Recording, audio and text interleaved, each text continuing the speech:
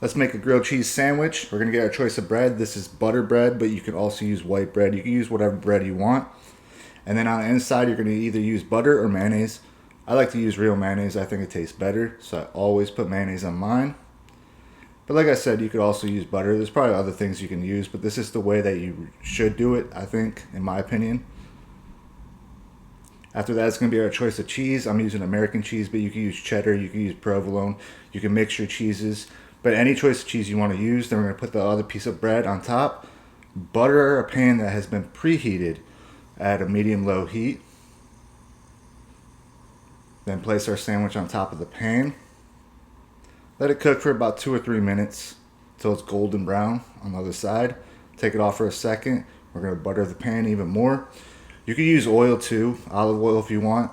And you could also butter the top of the bread as it's sitting on the pan, so you don't have to do that. Then we're going to let it cook for about another 2 or 3 minutes. Take it off, cut in half.